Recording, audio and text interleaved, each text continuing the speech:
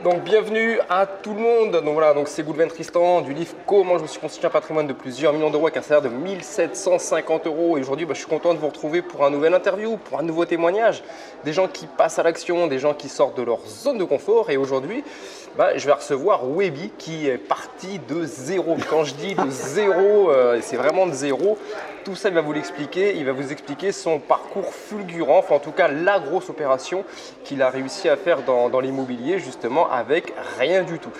Avant de commencer et de vous en dire plus, si ce n'est pas encore fait, je vous invite à télécharger mon dernier livre, Trouver et acquérir la bonne affaire avant tout le monde, qui se trouve dans le descriptif en haut ou en bas. Et maintenant, c'est à nous. Donc Webby, merci de m'avoir rejoint sur Paris, à Montparnasse. Ouais, écoute, pas de souci, ravi aussi. Pour ceux qui ne te connaissent pas, pour ceux qui découvriraient, est-ce que tu peux te présenter en 2-3 mots? C'est qui Webby? Est-ce que tu peux te présenter? Comme tu as dit, je m'appelle Webby, j'ai 29 ans, je vis en région parisienne et j'ai fait l'acquisition d'un bien immobilier dernièrement qui me permet d'aujourd'hui d'en vivre. Voilà. Avec une seule opération, tu arrives à en vivre? Avec une seule opération, et pas la dernière j'espère, mais avec une seule opération aujourd'hui, ça me permet de vivre de ce projet-là, où j'ai quand même galéré pour le mettre en place et atteindre mes objectifs. Mais comme je l'ai dit, comme on a discuté tout à l'heure, pour arriver à ce niveau-là, pour signer ce bien-là, j'en ai chié. Tout ça, on va y revenir. Déjà, rien que pour faire court, pour faire rapide, pour que tes internautes sachent, ton bien aujourd'hui te rapporte combien en cash flow? Parce que là, tu es en train de me dire que tu as fait juste une opération qui te permet de vivre, ou tu as quitté ton job avec une seule opération. Aujourd'hui, combien de cash flow avec une opération? Alors, à l'heure actuelle, j'ai 4 900 euros de revenus locatifs. D'accord. D'accord. Et actuellement, j'ai 731 euros de prêt immobilier. D'accord, c'était un différé de 6 mois. Parce que j'ai un différé de 6 mois grâce aux travaux. Tout ça, on va y revenir en détail. Et puis, donc 4 900 moins 731 concrètement, ça fait 4200.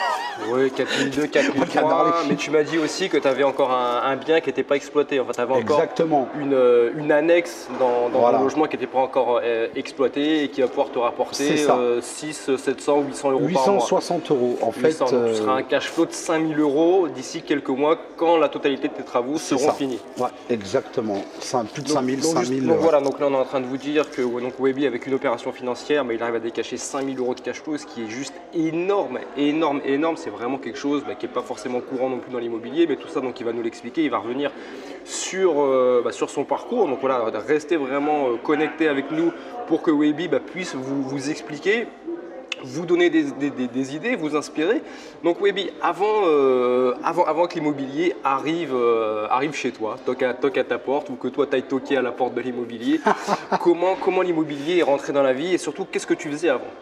Alors, j'ai 29 ans. Bonjour à tous déjà. Je crois que j'ai pas dit bonjour à tout le monde.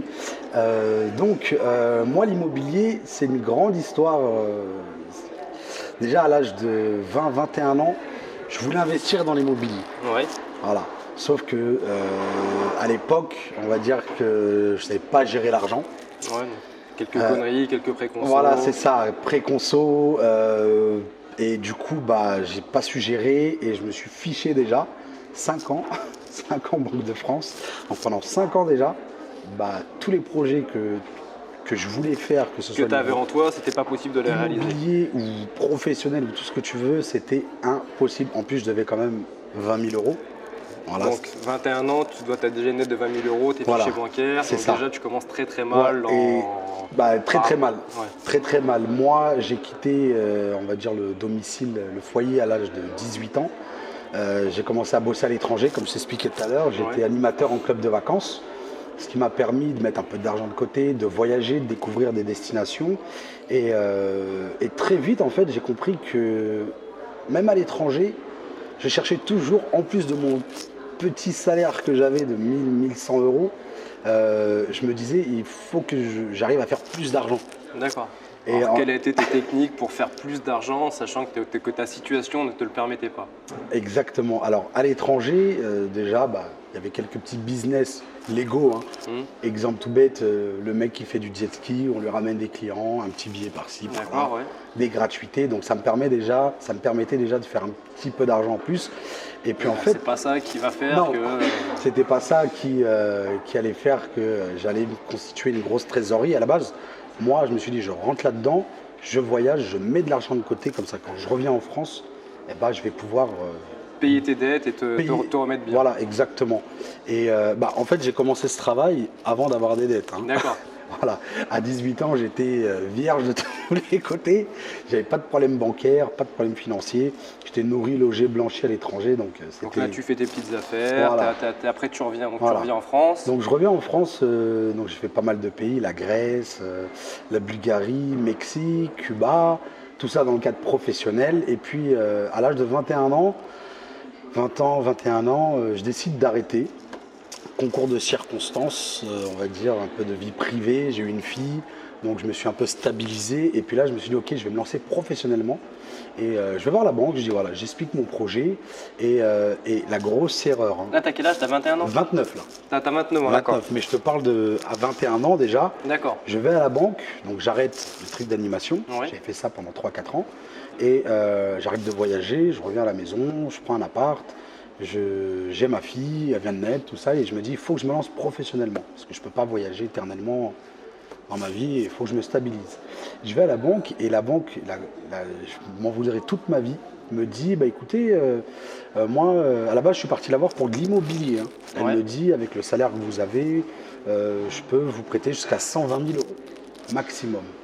Et à 21 ans, la grosse erreur que j'ai faite, c'est que j'ai pas souscrit à ce prêt-là, parce que je voulais acheter un appartement. Tu n'avais pas encore tes problèmes de Non, j'étais nickel. D'accord, là, tu étais nickel. J'étais à ma banque. Je dis voilà, j'ai 2 projets. J'en ai un, c'est l'immobilier. Et j'en ai un autre, j'aimerais monter une entreprise. Donc, j'ai besoin d'une trésorerie de 20 000 euros. Donc, elle me fait les 2 simulations. Elle me dit voilà, son projet immobilier, 120 000 euros, ça fait tant de mensualités. Nous, on peut vous suivre. Et sur le crédit conso, on peut vous suivre encore plus. Et la grosse erreur, c'est que j'ai mis de côté le projet immobilier et je suis parti sur le crédit conso. Et le crédit conso m'a enterré vivant. D'une, parce que je l'ai mal géré. De deux, parce que mon projet professionnel, c'était dans l'événementiel, organisation de mariage. Donc, si tu veux, j'ai fait ça. Ça m'a permis de gagner de l'argent, mais à un moment donné, j'étais en échec total en montant cette entreprise et j'arrivais plus à assumer les mensualités, les loyers à la maison, la vie de tous les jours. C'était un peu galère. Et du coup, une mensualité de raté, 2, 3. Et là, la banque, c'est plus les copains. C'est plus les amis, la banque. Donc là, fichier Banque de France. Donc 21 ans, fichier Banque de France. 2010, 2011, je sais plus. Donc fichier. Et puis après, je me dis, fichage Banque de France, 5 ans. Ok, c'est pas grave. Si je peux, je rembourse ma dette et sinon, je sais pas, on verra comment ça se dégoupille tout ça, quoi. Donc comment se passe la suite après? Et la suite, c'est que je me rends compte très vite que fichier Banque de France, c'est galère. C'est un piège à loup. C'est galère et personne ne veut m'ouvrir de compte. Alors j'ai des super idées, des projets que je veux faire et personne ne me suit. J'avais une petite carte électron, je pouvais rien faire avec. Et là, ça a été galère sur galère sur galère sur galère. Et du coup, je me suis démerdé, j'ai bossé, j'ai essayé de rembourser un peu la dette, pas en totalité. Et du coup, à l'âge de 26, 27, je décide de repartir à l'étranger pour mettre de l'argent de côté. Et je me dis, mon fichage bancaire, il date de 2011. Je sortirai du fichage en 2016. Je reprends en 2015, 2016. Il me reste 1 an et demi à tirer. Et puis après, je repars à zéro. Donc, je repars à l'étranger, Croatie, les Canaries, je revoyage, je monte en grade dans le poste, responsable animation, et je fais de la sous-location, en fait, avec mes chambres. À l'hôtel où tu es logé? À l'hôtel, où je suis logé. Voilà, exactement. Bon, à la base, j'ai pas refait ça pour ça, mais j'adorais ce métier. J'ai fait pendant des années, je suis parti d'animateur à responsable d'animation. Donc là, tes chambres, tu les sous-loues combien Entre 500 et 600 euros la semaine à des amis. Non, à des amis. Mais bon, c'était le bon compromis aussi parce que les gens. En plus de ton salaire, tu te fais à peu près 2000 euros en plus par mois. Voilà, exactement, à peu près. Et toi, tu le joues du coup? Alors moi, je logeais dans des chambres de collègues d'animateurs. D'accord. Des fois même, je faisais venir des gens et quand je pouvais pas, c'était le rush dans le travail, j'avais besoin de ma chambre, je leur trouvais une chambre à l'extérieur.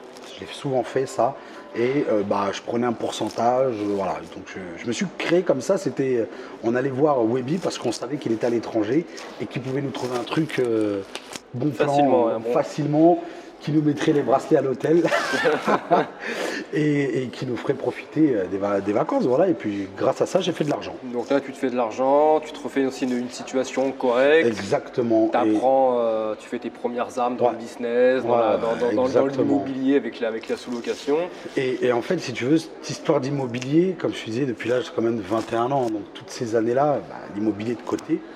Mais je rencontrais des gens et puis là, je me dis, ok, dans quelques mois, je sors de mon fichage bancaire. Il faut passer avec tes supérieurs. Là, je n'ai plus le droit à l'erreur. Je me suis planté une fois, mais il ne faut pas que je me plante une deuxième fois. Et là, je me suis dit, j'arrête de voyager. Donc, j'arrête de voyager en 2016. Ouais, c'est ça, 2016. Et je rentre des Canaries. Et là, je dis, ça y est, vitesse supérieure, l'immobilier. Mais alors, l'immobilier, c'est quoi? Là, je me suis dit, ouais, c'est bien beau d'aller voir une banque, de demander ça, mais j'y connais rien. En fait, j'y connais rien. C'est un désert pour toi, tu sais pas dans quelle direction aller, quoi. Parce que je vois des amis autour de moi qui achètent leur résidence principale, tout bien pour eux. Mais je me dis, moi, l'idée, déjà, avant même de me former, je me suis dit, déjà, si j'achète quelque chose, c'est pas pour y vivre, il faut que ça s'autofinance, déjà. Je me suis dit, si j'achète quelque chose, il faut que ce soit des locataires qui payent mon investissement et que ça ne sorte pas de ma poche. Sinon, il n'y a aucun intérêt. Ouais, bien sûr. Autant mettre 900 euros de côté pendant 25 ans, j'ai envie de te dire. Donc du coup, comment tu t'es formé? Quelle direction tu as pris justement pour mener à bien ton projet?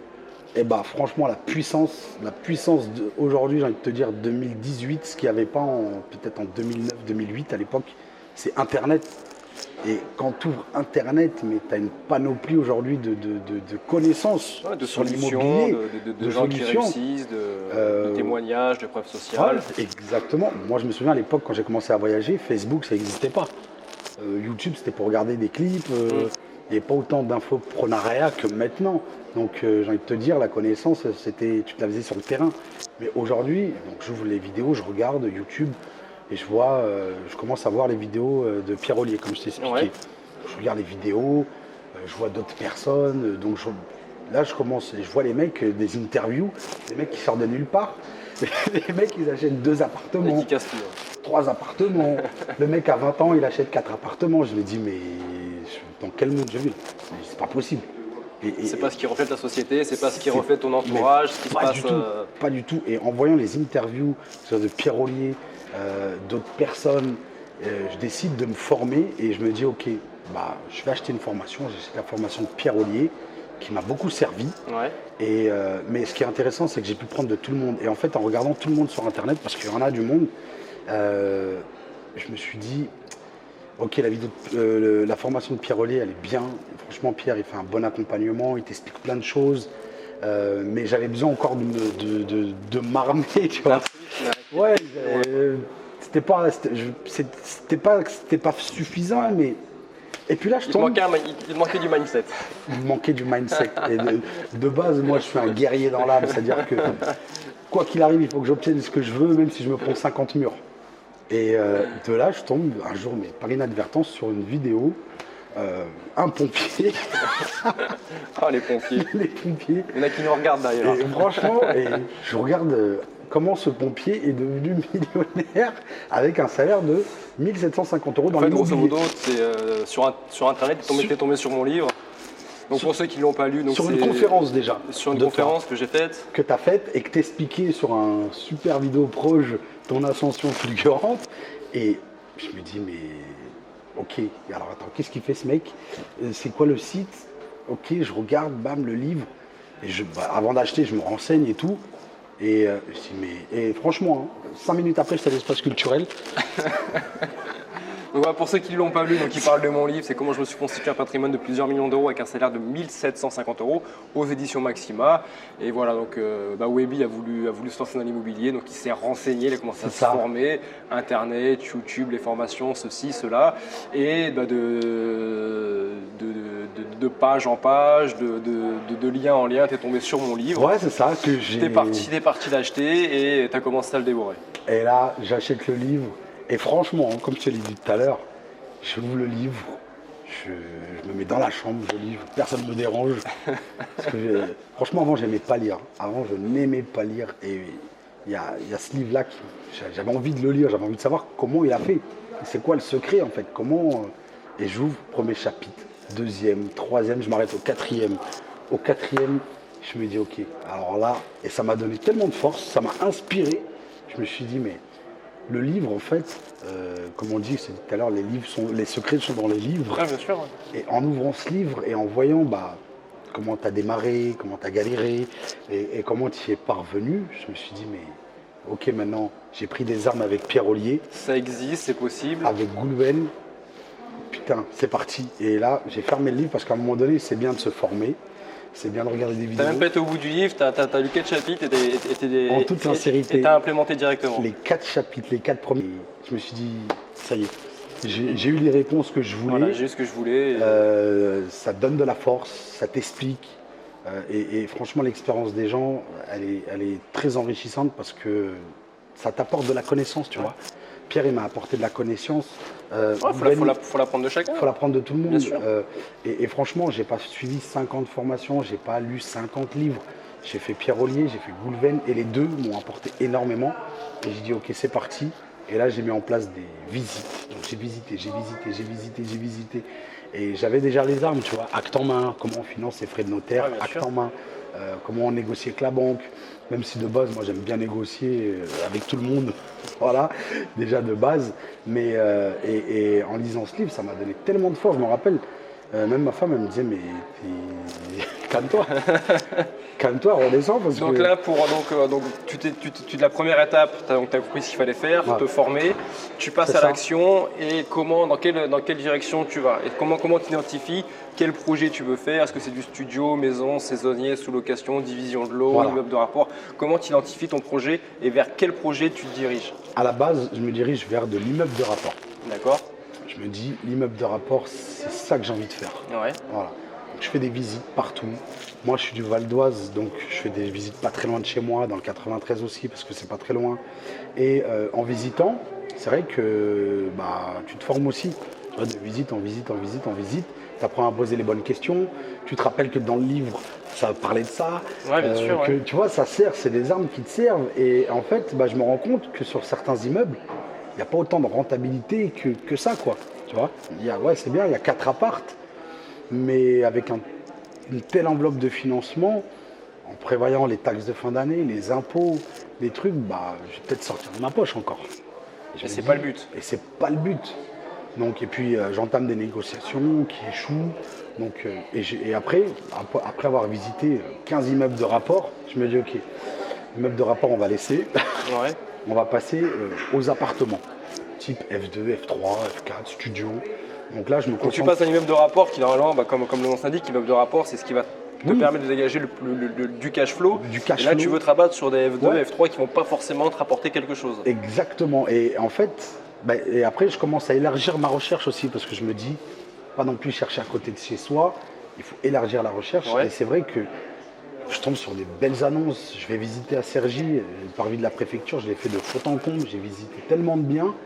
Et pareil, après, je me dis, l'appart, c'est pas ce que j'ai envie de faire. Et en fait, je réfléchis bien, je me dis, dans mon investissement, il faut que je sois le plus rentable possible. Et il faut que ça sorte le moins possible, voire pas du tout de ma poche. Ouais, d'accord. Donc, je décide de visiter des maisons, des pavillons, en fait. Et là, en visitant plusieurs biens immobiliers, de familles, de gens qui vendent leurs biens immobiliers, je m'aperçois, je me dis que selon le secteur géographique, il y a beaucoup de demandes dans la colocation. Ouais.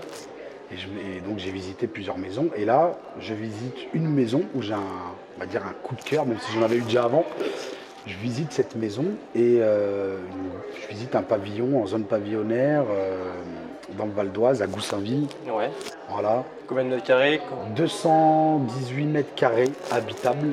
D'accord, pour un prix de combien Alors, à peu près? pour un prix de 336 000 euros. D'accord. 335 hors frais de notaire. D'accord, une maison qui n'était pas divisée encore. Alors, à la base, elle était, si tu veux, l'ancien. Elle était bien structurée, quoi. Elle était bien structurée, elle s'y prêtait, mais ouais. super. Il y avait un sous-sol qui était aménagé en appartement avec des fenêtres, une entrée indépendante, un rez-de-chaussée pareil avec un immense salon de 46 mètres carrés et à l'étage 4 magnifiques chambres. Ouais. Et à l'extérieur, dans la propriété, il y avait 2 dépendances. Ouais. Donc il y avait une dépendance de 30 mètres carrés où il fallait finir les travaux d'isolation, refaire l'électricité, il y avait quelques travaux à faire. Et juste en face de cette dépendance de 30 mètres carrés, il y en avait une autre. Un garage. Je me suis dit, ça peut être pas mal si je rénove ce 30 mètres carrés et si je fais de la colocation et si je loue les appartements. Parce qu'à la base, je voulais faire de la division d'appartements. Ouais. À la base, je voulais diviser en plusieurs studios et j'ai vu qu'au niveau budget, travaux, c'était pas évident. Et ensuite, j'ai fait mon montage financier. D'abord, j'ai étudié le marché de la demande. Donc, grosso modo, dans cette maison, tu avais repéré combien? Donc, tu avais la possibilité, tu m'as dit quoi, de faire 3 appartements? Ouais, j'avais la possibilité d'en faire 4 en tout. Ouais. J'avais la possibilité de faire 4 F2 ouais. ou plusieurs studios. Ouais. En fait, il y avait tellement de possibilités énormes. Et tu as opté pour quoi, toi? Alors, j'ai opté au final, parce que des fois, la première solution n'est pas forcément la bonne et j'étudie. Ouais, et en fait, je me suis dit, je vais faire les deux. Je vais faire et de la colocation et de la location d'appartements. D'accord, donc tu as fait 3 appartements. Donc, j'ai fait un appartement de 30 mètres carrés que j'ai rénové, qui a été loué au mois de janvier. Ouais. Ensuite, j'ai rénové un F3. En fait, c'était un F2 de base qui était attenant à un garage. Et le garage, je l'ai transformé en chambre. Donc, ça fait un F3 maintenant. Donc, j'ai rénové un deuxième appartement, celui-ci, le F3. Et à l'étage, je voulais faire encore des appartements. Mais j'ai vu que c'était un peu compliqué au niveau budget. Et je me suis dit, autant faire de la coloc. D'accord. Donc, il y avait un grand salon que j'ai divisé en 2 chambres. Donc ça me fait 2 chambres de 21 mètres carrés qui sont louées 600 et 600 euros. Et à l'étage, j'ai 4 chambres que je loue. Il y en a 2 que je loue 550 et 1 et 2 que je loue 600. Donc pour récapituler, combien d'appartements? 2 appartements. 2 apparts. Donc 2 plus un autre à rénover en cours. Donc 3 appartements. Voilà, 3 appartements et 1, 2, 3, 4, 5 chambres en colocation. 5 chambres. Ouais, 5 chambres. Donc maintenant, tu sais le bien que tu vas acheter, tu as fait ton plan, tout est clair pour toi. Maintenant, le nerf de la guerre, trouver le financement. Le nerf de la guerre. Alors justement, pour faire court, sans forcément trop rentrer dans les détails, combien d'organismes bancaires? Est-ce que ça a été facile? Parce que ta situation, quand tu commences à démarcher les banques, c'est quoi ta situation financière? Tu gagnes combien par mois par rapport à ta profession? Alors, quand je commence à démarcher les banques, il faut savoir que moi, je ne travaillais plus. D'accord. Bon, alors, comment tu as fait pour leur présenter des revenus? En fait, je me suis dit, il n'y a aucune raison, parce que si je présente un dossier de financement où il y a de la rentabilité sur le projet, il y a moyen qu'une banque me suive. Tu vois. Sans salaire, ça va être compliqué, salaire, voire même impossible. Très compliqué. Et comme moi, je travaillais dans le sud de la France à ce moment-là, comme je t'ai expliqué, c'était, on va dire, ma dernière saison. Je travaillais dans un camping dans le sud de la France. Et puis, en plus, ça me plaisait pas du tout le camping. Comme moi, je venais des clubs de vacances. Et si tu veux, j'avais un salaire de 3 600 euros. Ouais. Voilà, 3 600 euros. Mais il faut savoir que j'ai travaillé même pas 4 mois, en fait. Parce qu'après, j'ai lâché l'affaire. Et en parallèle, j'avais ce projet où j'avais signé le compromis, je faisais des allers-retours. Et à un moment donné, je me suis dit, écoute, soit tu restes dans le sud de la France, et c'est bien beau de gagner de l'argent, mais tu es toujours... Donc en fait, à ce moment du projet, quand tu signes, il te reste tes 3 derniers revenus de salaire, où tu gagnes un peu plus de 3 000 euros. Et là, quand je... Tu sais que c'est la dernière cartouche, c'est parce qu'après, il n'y a plus de salaire, il n'y a plus rien. Parce que je sais que mes 4 derniers relevés de compte, il y a mes salaires qui apparaissent. J'ai lâché ce travail et là j'ai un mois et demi grand max mettre les bouchées doubles. Et là, je te parle de ça, on était au mois d'août. Mois d'août, ouais. Mois d'août, c'est août, ça a été cet été-là, pour moi, le dernier été, ça a été un été d'enfer. Voilà, ce qu'il faut savoir, c'est que ceux comme vous qui cherchent à investir dans les grandes périodes, dans la période de juillet, août, dans cette période estivale, c'est plus compliqué parce que voilà, comme vous le savez, tout le monde part en vacances, 50% des gens partent en vacances, hein, comme vous, comme tout le monde. Donc la France, l'Europe, le monde même fonctionne au ralenti. Donc ça, c'est d'autant plus difficile d'obtenir un prêt en juillet, août. Parce que souvent votre conseillère part en vacances, le dossier, votre dossier va le donner à son collègue, mais son collègue il a aussi ses propres dossiers à gérer. Donc c'est vrai que juillet, août, par rapport à la signature d'un compromis de vente, c'est jamais l'idéal. Non, franchement. C'est jamais l'idéal. Donc toi tu commences à aller démarcher les organismes bancaires. Pour faire vite, tu as démarché combien d'organismes bancaires? Combien tu t'es pris de refus par rapport à ton projet? Comment les banques, comment les organismes bancaires ont accueilli ton projet immobilier par rapport à l'envergure du projet qui était quand même une somme de 350-400 000 euros. Presque 400 000 euros. Toi qui n'avais aucune expérience dans l'immobilier, qui n'était même pas propriétaire de sa résidence principale. Donc comment les banquiers ont accueilli ton projet justement? Franchement, écoute, je pense que j'ai eu affaire à toutes les natures de banquiers qui puissent exister. Donc, première démarche, première banque, t'arrives, t'es frais comme je sais pas quoi. T'es frais comme un gardon, t'es motivé, tu sais que ça va passer, tu sais que sur le papier, les chiffres, ça passe, donc il n'y a pas de raison que tu te prennes un refus. Exactement, j'arrive dossier en main, montage fait, j'arrive avec le compromis signé. J'arrive pas comme ça à la banque. Le dossier des locataires, comme dossier des locataires. Une estimation des futurs logements qui vont être loués. Voilà sur 25 ans combien je paierai à peu près. Voilà ce que ça peut me dégager. Donc tu as toute l'étude qui est faite. Tu prouves par A plus B que tu peux faire un cash flow de plus de 4 000 euros par mois. Ouais. Et je me dis, mais ils peuvent pas me dire non. Ils peuvent pas me refuser. Donc j'arrive et tout. Et je prends rendez-vous. Au début, je prends rendez-vous avec les conseillers. Voilà, j'arrive, on s'assoit. Alors des fois j'étais super bien reçu, des fois on m'a limite dit au revoir au bout de 2 minutes et à chaque fois je retrouvais le même discours. C'est oui mais il faut mettre de l'apport. 10, 20, 30, 20, payer les frais de notaire. Alors il faut payer les frais de notaire monsieur et il faut mettre 20% d'apport.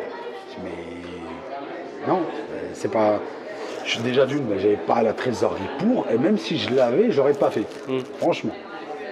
Et premier refus, voilà, pensez par rapport à quand vous voulez financer un bien, si vous avez un peu d'apport de côté, 5 000, 10 000, 15 000 euros, faites tout pour négocier avec la banque pour garder cet apport, pour garder, c'est une roue de secours. Quand on investit dans l'immobilier, comme je dis, si on investit, on gagne, on prend aussi les emmerdes qui vont avec. Et si demain vous vous mettez à zéro, vous mettez votre épargne à zéro pour l'apport, pour payer les frais de notaire, ceci, cela, et qu'une fois que vous avez le financement, il y a un impayé ou des travaux, ceci, cela, que vous ne pouvez pas faire face à toutes ces problématiques, ça devient problématique justement. Donc voilà, donc cet apport, c'est vraiment important de le garder. Les organismes bancaires sont là pour vous financer la somme dont vous avez besoin par rapport à votre projet. Donc faites tout pour garder votre apport. Pareil, comme il le disait Webby tout à l'heure, l'acte en main, la plupart des gens, que ce soit agents immobiliers, notaires ou organismes bancaires, ne connaissent pas, ne savent pas ce que c'est un acte en main. Un acte en main, tout simplement, c'est entre guillemets pour éviter de débourser les frais de notaire. Alors quoi qu'il arrive, les frais de notaire, vous les payerez, mais admettons, vous prenez un bien à 100 000 euros, vous en avez pour 7 500 euros à peu près de frais de notaire. Au lieu de faire un crédit sur 100 000 euros et de payer de votre poche les 7 500 euros de frais de notaire, en fait, vous incluez ça dans l'enveloppe. Indirectement, c'est le vendeur qui va les payer, mais vous, au lieu d'acheter le bien 100 000 euros, vous allez l'acheter 107 500 euros. Et du coup, la ligne frais de notaire disparaît et vous n'êtes plus en obligation de les apporter puisqu'ils sont directement mis dans le prix de vente. Sauf qu'un acte en main, si vous vous amusez demain à faire le tour des organismes bancaires ou même notaires ou agents immobiliers, comme personne ne sait ce qu'est un acte en main, du coup les agents immobiliers ou notaires ou banquiers ne savent pas les faire parce que personne ne leur demande, parce que personne ne sait. Donc c'est un peu le chat qui se mord la queue, mais c'est complètement légal et vous avez complètement le droit de demander à faire un acte en main. Et si le professionnel en face de vous ne sait pas ce que c'est, prenez le temps de lui expliquer ce qu'est un acte en main et faites passer votre dossier avec un acte en main. C'est vraiment important, ça vous évitera de débourser de votre poche les frais de notaire. Encore une fois, c'est vraiment de passer une somme qui n'est pas négligeable, quoi. Ça reste une grosse somme, c'est 7,5% du prix en moyenne d'achat. Donc voilà, c'est 7,5% du prix d'achat. Vaut mieux les garder sur son compte en roue de secours que de les débourser pour un investissement. Donc toi, pour en revenir à nos moutons, donc tu fais plusieurs en fait. Donc tu pars à la guerre, mais tu es tout content, tout ça, en espérant que ton dossier va se passer, sauf que tu fais un organisme 2, 3, 4, 5, 6, tu arrives à plus de 10 et tu te prends refus sur refus. Tu t'es pris combien de refus? Ou une vingtaine. Tu t'es pris plus de 20 refus. Plus de 20 refus. Et j'ai déjà vu la question sur internet. Oui, mais quelle banque? Des fois, ça m'arrivait de faire, j'ai une connerie dans la banque. Je fais Crédit Agricole dans telle ville et je vais refaire Crédit Agricole dans une autre. Oui, bien sûr, il faut savoir qu'ils ne communiquent pas forcément. C'est d'une banque. Il faut savoir une chose, c'est que d'une banque à une autre, ça n'a absolument rien à voir. Et la personne que vous avez en face de vous, des fois, comme disait Goulven, elle n'y connaît rien du tout à l'immobilier. Elle est là pour vendre des produits bancaires, pour gérer des comptes et point à la ligne. Et quand vous arrivez avec un projet, et vous êtes un peu un extraterrestre en fait, parce que moi je suis arrivé face à des banquiers qui ont 10 ans, 15 ans de banque. Mais qu'est-ce que c'est acte en main? Oui, vous êtes sûr, ça. Et ils connaissent pas. Et en fait, j'ai développé une espèce de frustration, parce qu'à chaque fois j'arrive, je me dis je vais vendre du rêve. Mon dossier, je le connais, je sais qu'il est rentable. Et comment tu fais? Tu te prends plus de 20 refus quand tu es en train de nous dire. Et comment tu fais pour garder la foi, pour garder la motivation? Qu'est-ce qui fait que tu continues? À un moment donné, tu te dis pas, bon, peut-être que mon dossier il est trop gros, c'est vrai, peut-être que tu te remets pas non plus toi en cause en te disant mon dossier il est trop gros, peut-être que je devrais commencer par un petit studio, par un petit logement, ou au lieu de demander 400 000 € pour mon premier prêt à la banque, je devrais peut-être commencer par demander 100 000 €, voilà, commencer à faire mes armes aussi, et peut-être qu'au final, c'est peut-être les organismes bancaires qui ont raison. Qu'est-ce qui fait, toi, dans ton état d'esprit, dans ton mindset, que tu lâches pas l'affaire et tu continues? Écoute, et ce que tu as dit là, c'est très intéressant, parce qu'à un moment donné, tu te prends tellement de refus, c'est vrai que tu as le moral, tu sais, on est des humains, on n'est pas des robots. Tu as le moral qui plombe. Ah bah bien sûr. Tout le monde autour de toi te dit je t'avais dit, on t'avait dit, retourne travailler, l'immobilier c'est pas pour toi, nanani, nanana. Et en fait, ces gens-là, je ne voulais plus les avoir autour de moi. Déjà de base, parce que ça me frustrait tellement. Tu n'avais pas besoin de ça, c'était déjà suffisamment compliqué pour toi et ton projet à gérer, que tu n'avais pas envie en plus de gérer l'aspect négatif de ton entourage. Et puis, et malgré ça, je me suis dit, je vais encore continuer, je vais continuer. Et tu as raison, je me suis dit peut-être qu'il faut que je revoie à la baisse. Du coup, le compromis, il court. Et qu'est-ce que je fais? Je revois à la baisse, je vais encore refaire des visites pour des apparts à 100 000, tout ça. Et du coup, tu décides de ne pas lâcher l'affaire, de continuer. Et tu crois en ton projet, tu crois en toi. Ah ouais, je crois en moi et je me dis, de toute façon, qu'est-ce que j'ai à perdre? Et ma frustration, c'était quand j'arrivais à vendredi, je savais qu'il y a le week-end, et le week-end, tout tourne au ralenti. Voilà, samedi, dimanche, lundi, il n'y a rien à faire. Et les visites, je les faisais du mardi au vendredi. Voilà. Et à chaque fois, je prévoyais les rendez-vous. Et je dis, on continue.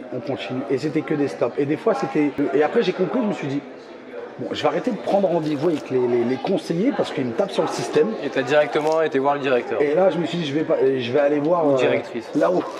Voilà, je vais aller voir là-haut. Donc un directeur, un stop, un autre directeur, un stop. Et là, je fais une banque du côté d'Argenteuil. Et là, je commence à reprendre un peu espoir parce qu'elle me dit oui. Elle croit en ton projet. Elle croit en mon projet et elle me dit écoutez, ça, je vais l'étudier, tout ça, mais ça m'a l'air rentable. Elle regarde sur Google Maps, ils aiment bien faire ça, aller sur Google Maps. Bien sûr, pour les rassurer, bien sûr. Et ça a l'air rentable. Et là, j'y crois, mais il faut savoir que je dormais plus. J'étais là, je disais, mais c'est pas possible. Mais je sais que c'est possible et il faut que j'y arrive. Et même jusqu'à un point où je devenais parano. Et du coup, donc tu passes par la banque, on peut même la citer pour la remercier par rapport à ce qu'elle a pu faire pour toi. Donc tu passes par le CIC qui se trouve dans quelle ville? Dans le 94 alors c'est Villiers-sur-Marne. Villiers-sur-Marne, Non, pas Villiers-sur-Marne.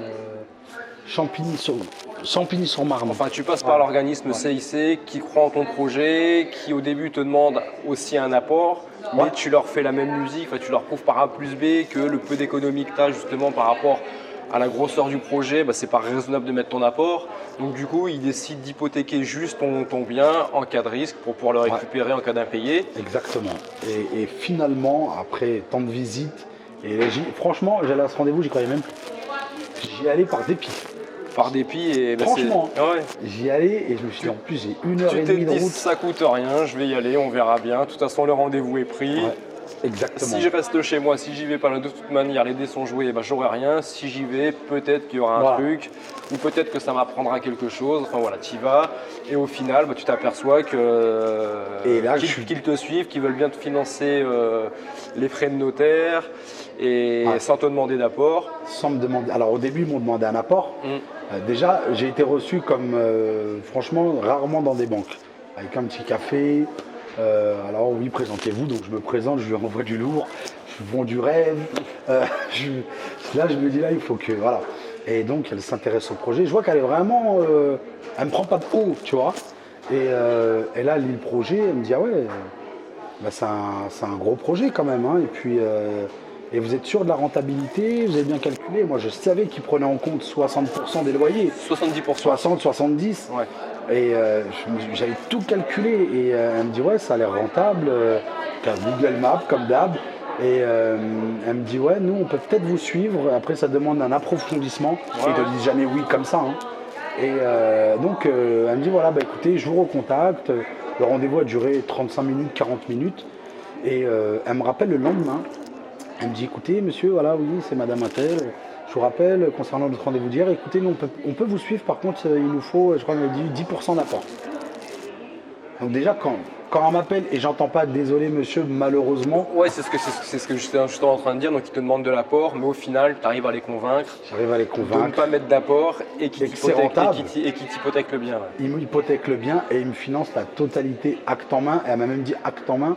Elle ne connaissait pas, elle me dit mais c'est un coup de génie. Mais... Donc tu leur apprends quelque chose, tu leur apprends ce que l'acte en main et du coup ils te le financent en acte en main. Acte en main et... Acte en main, et la dernière chose que tu as réussi à négocier qui n'est pas négligeable, c'est que tu as réussi par rapport à l'enveloppe travaux que tu demandais, tu as réussi à avoir un report de crédit de 6 mois. 6 mois, ouais. Donc en fait là toi ton bien tu l'as acheté en septembre 2017. Ouais, septembre 2017. Donc septembre, octobre, novembre, décembre, janvier, février, mars. Donc mars, avril, tu vas commencer à payer tes premières mensualités. À partir de, je crois, avril, ouais. Avril. Et là, ça te permet de te mettre pendant 6 mois, de te constituer une belle trésorerie. Ouais, c'est ça. Surtout que tu as, combien tu m'as dit, 5 000 euros de loyer. Là, depuis le mois dernier, 4 900 euros net. 5 000 euros, donc vous faites grosso modo, parce que tu dois peut-être rembourser les intérêts d'emprunt, peut-être des assurances. Ouais. Voir ce que tu as, bien sûr, il y a des charges. Ça s'est fait ou les charges.